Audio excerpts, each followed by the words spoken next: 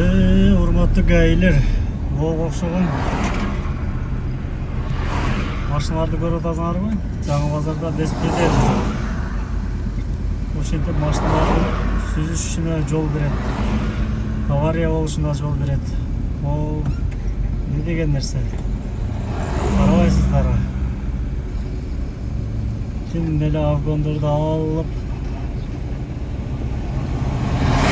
мыйзамды таза бузуп кетип атат го. Караңыздар. Не дейсиздер эми?